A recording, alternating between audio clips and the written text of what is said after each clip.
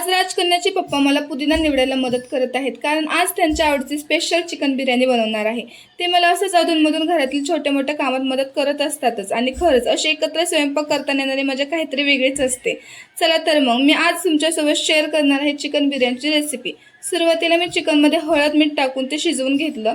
कुकरमध्ये तेल गरम झाले की त्यात कांदा टाकला। कांदा लाल होईपर्यंत मिक्सरमध्ये अद्रक लसूण कोथिंबीर आणि पुदिन्याची बारीक पेस्ट तयार करून घेतली। या बिर्याणीत मी पुदिना जरा जास्तच टाकते, कारण त्याने बिर्याणीला चव खूप जास्त छान येते। कांदा लाल झाल्यावर त्यात तयार केलेली पेस्ट, अर्धा टोमॅटो आणि 4 हिरव्या मिरच्या टाकल्या। ते सगळं छान परतून घेतलं। मग त्यात हळद मीठ आणि बिर्याणी मसाला टाकला। त्यानंतर त्यात आधी शिजवलेलं चिकन टाकून सगळं छान मिक्स केलं। मी अर्धा किलो चिकन वापरले, त्यामुळे त्यात अर्धा किलो तांदूळ टाकले आणि 2 तांब्या पाणी टाकून कुकरला 2 शिट्ट्या करून घेतल्या। आणि बघा तयार झाली आपली बनवायला पण सोपी आणि चवीला तर एकदमच मस्त चिकन बिर्याणी। व्हिडिओ आवडला असेल तर चॅनलला नक्की सबस्क्राइब करा। भेटूया आता नेक्स्ट व्लॉगमध्ये।